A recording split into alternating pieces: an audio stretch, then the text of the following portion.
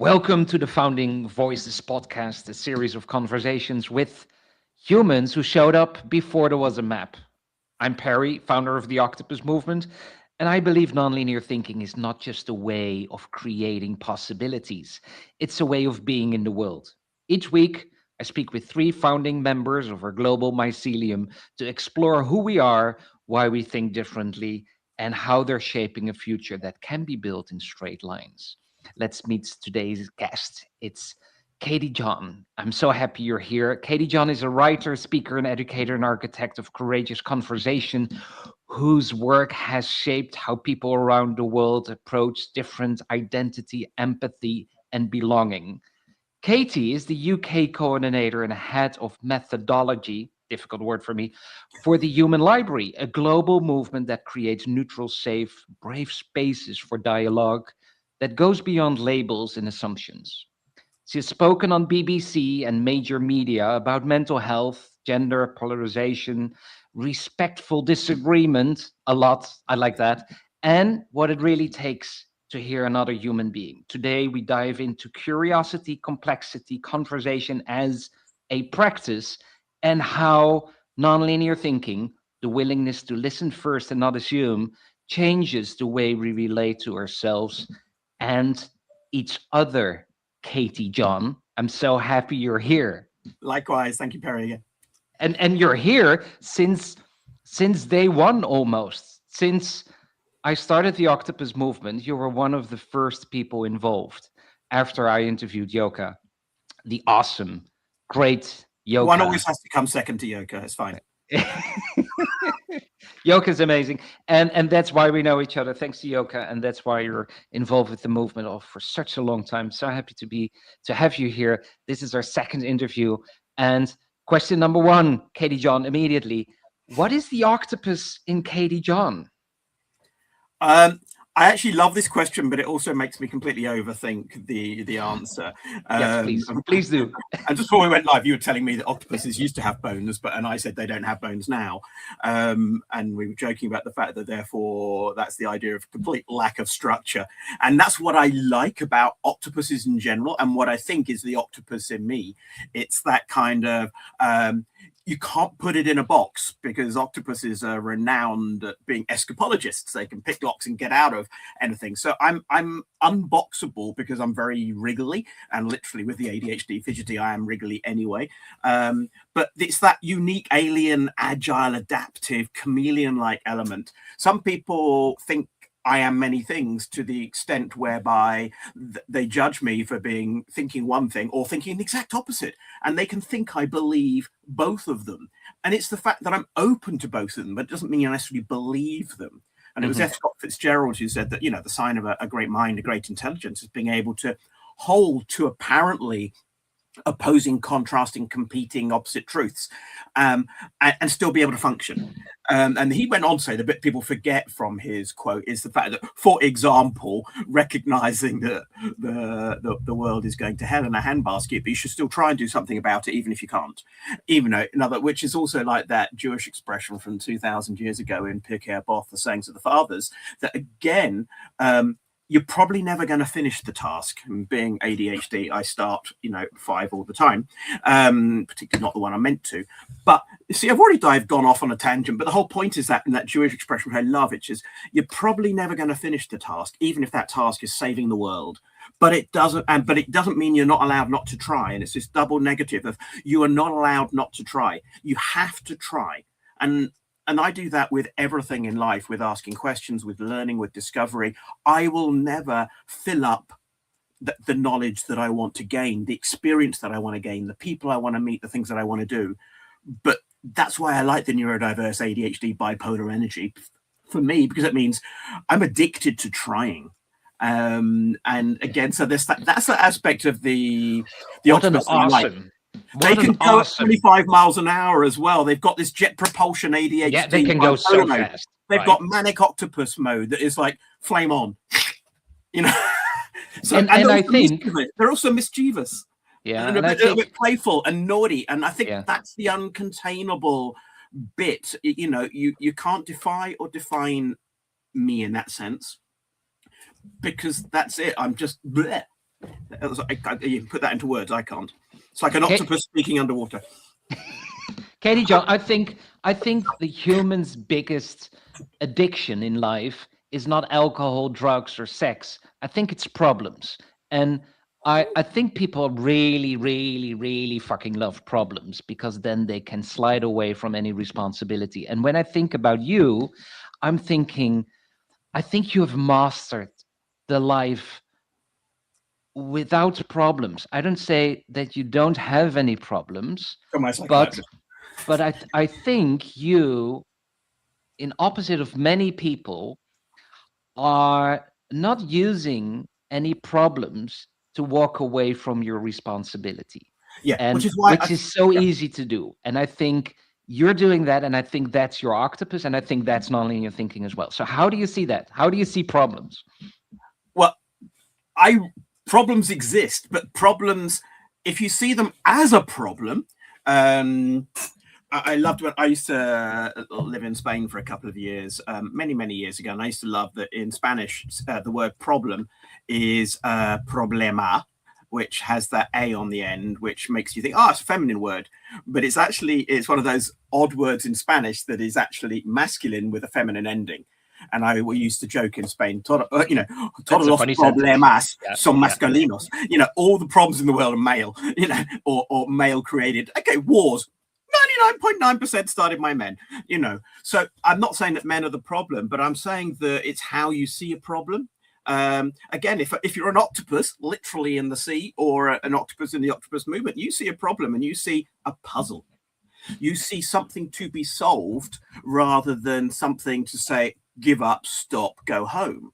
And I think it's because it's like it's that, like the ink side of thing. It's like, you see a problem, somebody else might see a solution. So be part of the solution, be part of the steps toward a solution. If you can't see how to solve it, that doesn't matter. Start, because someone else might have the next step in the puzzle. So I see things as puzzles, mazes, and even if it's a conflict in the world, whether it's literal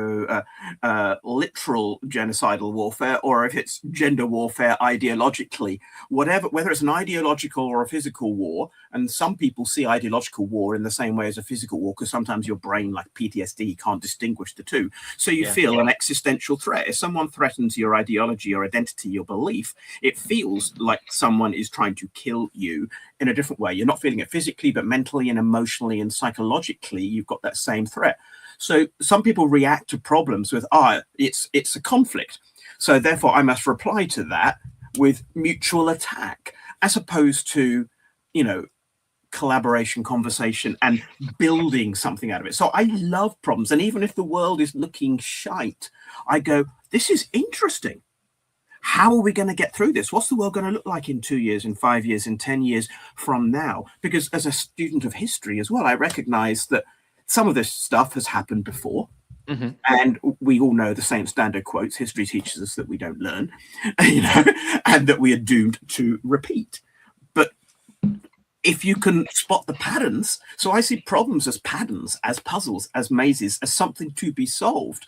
But again, this is why you need the mycelial kind of approach to some things, because you need more diverse thinkers in the room, not more of the same, which goes back to todos los problemas son masculinos. If you have 100, not 100, but if you've got 10 white guys age 50 plus earning 100,000 with the beard and glasses, yeah.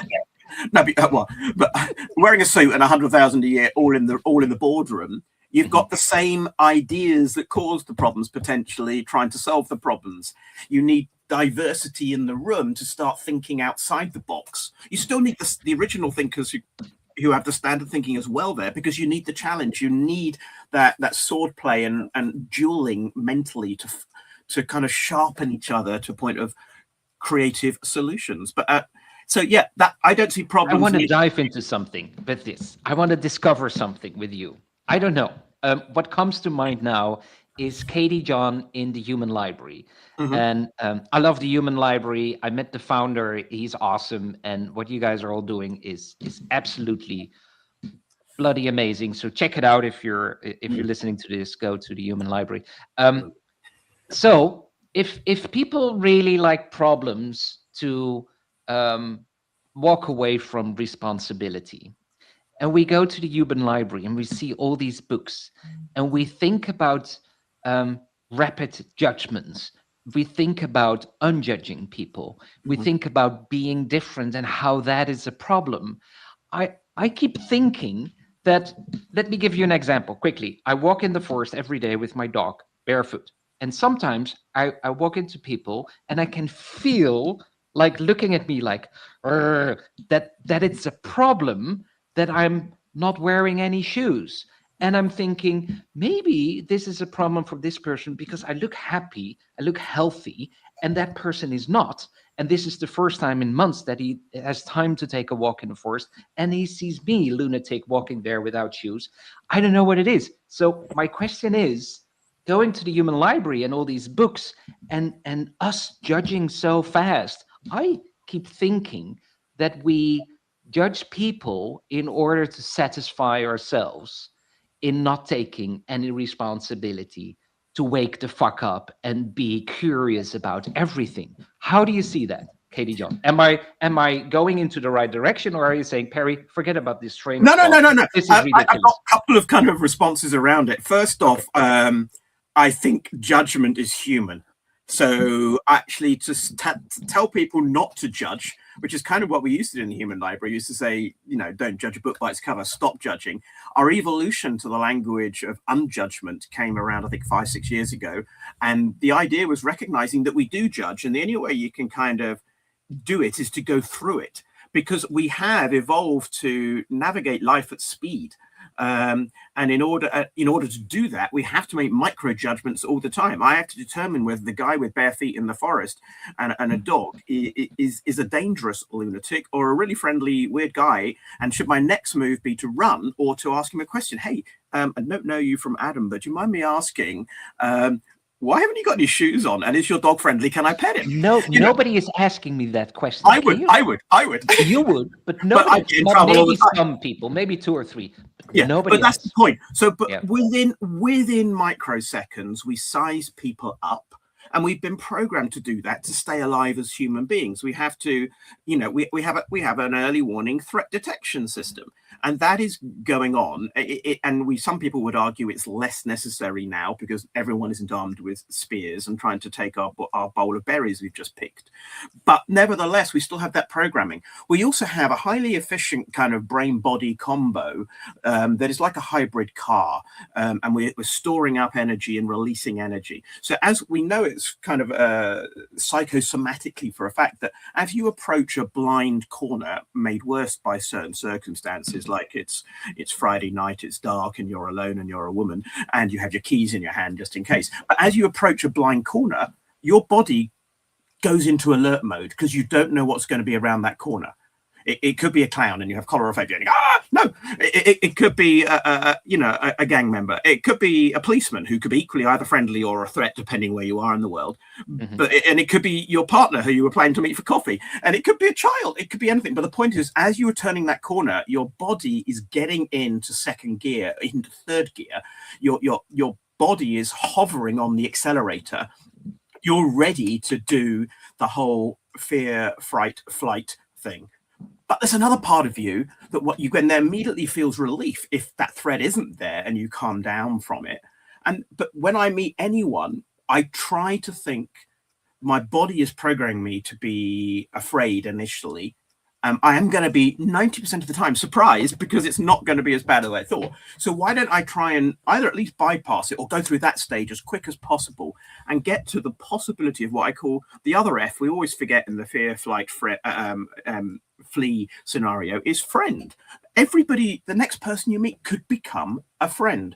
So therefore, I recognize that it's human to judge, but then I want to get to the place where we unjudge as quick as possible and we avoid the assumption, the conclusion jumping, but also recognize you want people to do that with you. Reservation.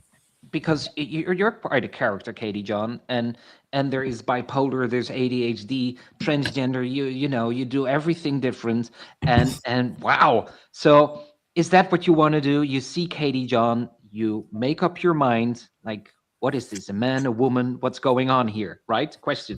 And then unjudge, and then really see Katy Jon and become friends with Katy Jon. And well, I've always told, I think I told you to this do once that. before. I used to have this thing called my 3 stairs rule. And if I'm walking down the street and someone stares at me, I go, oh, they're trying to work out who or what I am. They should look at my diary. I've been trying to do that for 50 plus years, you know. Then they stare again. And then that's that human fact checker almost is going on. Did I just see what I thought I just saw, or did my eyes deceive me? And so I'm allowing them a second stare because they're trying to work out what they thought they saw. And then they have a third stare. The third stare is what I then call, now you're either kind of getting into judgment mode, or you're getting into, oh, she's intriguing, they're intriguing, he's intriguing, I don't know what they are, but I'm curious, can I start a conversation? And if they actually just stare without actually asking for a question, I never used to kind of care, to be honest. My partners would go around. In fact, it was Esther, my Dutch partner, who always used to be the one who would say something at the third stare if I hadn't by then. But I've chosen to playfully... Typically Dutch, right? Yes. But I've chosen to playfully enjoy that third stare rather than see it as a judgment. I turn around and say, oh, thank you. I think you're beautiful and interesting too. And they go, but I wasn't thinking that. I wasn't thinking that. I was thinking you're one of those weird trans people. But I've actually positively shamed them into thinking, no, you were thinking I'm beautiful and interesting and curious. And they go, and I say, you look great too. So humor and playfulness can diffuse the situation, and someone go, oh, actually, you're kind of gently crazy, and I think maybe I should have a conversation with you. This is for me very nonlinear thinking, right? If someone asks me what is nonlinear thinking, that is thinking without thinking. No strain of thoughts, no bias, no conditioning. Not judging your own thoughts. Right? Just having for me, that's nonlinear thinking. And what you just described is very nonlinear to you. How do you see how is success in life in general, whatever we define as success, is linked to this kind of nonlinear thinking? That's a great question, because I have succeeded and then failed several times in life, and I no longer judge, therefore, my current status, my current income, my current even mental health as success. Success for me is survival, but obviously I would rather thrive than survive. But I think success for me goes back to that same thing again. You will never finish the task.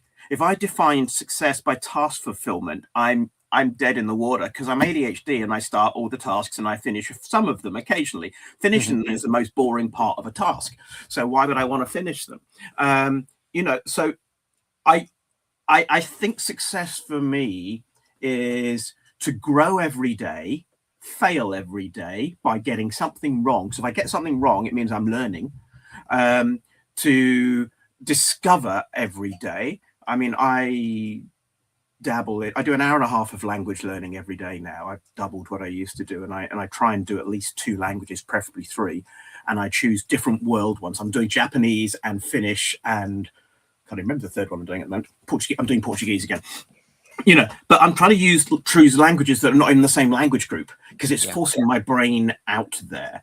But I'm this fast, diverse, rapid thinker. I'm both a listener and an asker. Everyone thinks I don't listen. It's not true. I do listen, but I'm asking so many things at the same time and thinking so many things that it can be perceived that I'm not always a great listener. But I'm actually really keen. But I've also got 10 more questions to ask you lined up, and that's the stack that's getting overwhelmed. But I think success for me is seeking knowledge, not answers, and that's not the same thing. And one way I define knowledge is knowing that I don't know. That is a high level of knowledge, knowing what you can't know, don't know yet, and gaining wisdom over factual knowledge, enjoying the curiosity and perplexity of unknowing, having that mammoth book collection of both human books and physical books to discover. Umberto Eco and his anti-library of 30,000 plus books, of which he could never have hoped to read more than perhaps 8,000 in his lifetime. Or the kind of the Japanese kind of slightly butchered loan word of creative word of Sundoko. I think, Katy Jon, piling up things. Yeah, you are highly successful, in my opinion. My view in life is Wu Wei. I lived in China. I loved Wu Wei. The effortless effort, the beauty of playing the game as beautiful as possible. When I look at you and the things you do and how you live and how you do everything as it is, that is highly successful because you do that in a complete 100% woo-woo kind of way. And I think you do that in an amazing job. It's beautiful. Is How woo you, woo a Chinese word? yeah, Wu Wei. No, Oh, not woo woo. I thought what woo woo, because we used to say woo woo to describe like yeah, Californian no, out Wu there Wei. philosophy. Did I say woo woo? Oh, I hope not. Slip of the tongue. Wu Wei. Anyway, but this was about your success. When you zoom out to the success of the world, Yeah. what needs to be changed there is, and I'm not fishing for a compliment that nonlinear thinking is the solution. I'm just sometimes I think, what would happen if the whole world wakes up and finds the octopus in themselves and do things differently? How do you see that? How is the universal success linked to that? Well, because success in the world is generally defined in certain ways, gaining, a family, a house without a mortgage, having a well-paid job, being healthy and wealthy and all that kind of thing, sound of mind. But there are many things like that go wrong very easily and get derailed. And if you start with and if we're programming our kids to have that as their goal as well, and also beauty and perfection as social media kind of projects on you, or the way success is being defined is actually changing anyway, because you ask kids, what do you want to do when you grow up? They say, I want to be a TikTok or an Instagram celebrity. I want to be, or my definition of success is fame, and we know that's short-lived because the winds of change of fashion and ideological political beliefs can change so quickly on a dime that you're there and then you're gone. But that happens with money as well, particularly if you're in entrepreneurial type things, creating new stuff, because fashions and industries change really quickly. AI is going to change nearly everything that we create and do. And they're talking about 30% of jobs disappearing by 2030 or 2035 latest. But that doesn't mean there are going to be no jobs. It just means there's going to be new jobs. But it means you have to learn, like the octopus, physically to be far more agile and able to twist and turn and die. That's why you need to evolve to be boneless, so that you can move faster. Underwater, at least. So I guess what was the question now? The success side of things. So and many people who give up the rat race and find calm and peace and happiness, if we could say, these are some of the goals you should be thinking about earlier in life, not after it's gone wrong, not later in life, not thinking of, so we talk about the working part of our life and then the retirement part of our life. There are many men, particularly who've lived the rat race, who actually struggle mentally in retirement, because to have the complete switch off is impossible as well.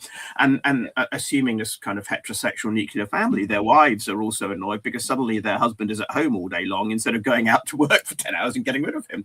So that doesn't work, that kind of life of three halves, education, work, retirement. It doesn't work like that. Why not keep education going for life? That's one thing. Don't stop. Why not work through life, but not work so hard, 50 hours a week? Have the work-life education retirement balance from the beginning, going all the way through. I have no intention of stopping learning and no intention of stopping working. And I've also no intention of stopping being a kid. Yeah. And I think so. It's not exactly the word success I'm looking at, but I'm looking about happiness, if you want to call it that. But it's, instead of having these stages of life, just keep being you, but find you earlier, and don't let the world have these stages and ages and frames and boxes. Be the playful, learning, asking, questioning person. So the tagline would be: release the octopus in yourself and keep learning, keep working, keep having fun. Instead, leave the zoo. Right? Escape. Yeah, escape now, but obviously find. But that, it's a little bit crazy. But you can obviously find ways. I think AI. I think all kinds of things, including what happened with COVID, creating the possibility of hybrid and remote working and globally connecting people via Zoom and everything else in ways that we hadn't imagined, because we were doing everything conventionally. Obviously, we've gone back to a lot of convention as well, but AI is another revolution. But those revolutions of, online, hybrid, virtual, fractional working, along with AI, could mean that we are able to find ways to be more self-supporting, to be every version of ourselves through all the stages of life, and to have hobbies and interests and learnings and networks that go beyond our communities, because our communities are now global. Final question, Katy Jon, and then it's already a half an hour. Can you believe that? Like 3 minutes with us. I'm hesitant to ask this question, but I do want to ask you this question: what are you curious about today? It's just a dangerous question with you, I think, but because it's, how do you answer? How does Katy Jon answer that question? What are you currently curious about? Well, as I say, I like to wake up every day and find new stuff to be curious about. I was having a dialogue. I've had calls and conversations and dialogues in different way already since 8 a.m. this morning. And I think what I'm curious about today is again, why do we go DEFCON on people so quickly? Yeah. And I'm not talking about certain international and national administrations and them playing the old, for those who remember the game from the 70s and the 80s, the Risk board, the game of Risk, the game of countries and armies, which seems like we're playing out a game of Risk at the moment. Who can put other countries on the target list? But that all starts with individuals, not groups and nations and powers. So why do we automatically assume the worst and go there quickest with nearly everyone that we meet? How do we actually create what you've just asked me in that sense? How can we go DEFCON on curiosity rather than conflict straight away? How do we get to the place where our first reaction to the barefooted guy in the forest, the gender weird looking person walking through the market square is, wow, who are they? Not rather, that's fascinating. What are they? How can we switch it so we can get that childlike? We have it as children. Yeah. Kids are saying things to me. I walked through the forest, there's a whole family and kids are there, and there's a little girl, aren't you cold? And I'm like, what a wonderful question. Why is But some of them are probably asking their mum as they walk past you, Mum, can I take my shoes off as well? Yes, that happens as well. Yeah. Yeah, but that's it. I think I would like to get us to curiosity, not conflict, and to be able to get there quick with a person. Be curious rather than concluding about someone. If we think we've already arrived at our conclusion, then there's no conversation to be had. And that happens a lot. Okay, how would you frame, because I know you're so good in language, how would you frame this as a message or invitation to all the nonlinear listeners to this? How would you frame this? Well, I guess I was asked something about networking recently, and a lot of us network just for our career progression. We're very strategic about networking, or we network only within our monocultural groups of some kind or another. In other words, we're looking for like-mindedness. So I look for different-mindedness and that non-same-mindedness aspect. So, and I think the phrase I came up with recently, just so that I can remember, and I'm trying to remember it exactly myself now. If you find people interesting, you will meet interesting people. If you find people interesting, you will meet interesting people. And that's everybody. Find something interesting about everyone and you will meet interesting people. When you're at the bookstore, buy the book that you don't want to buy. Yeah.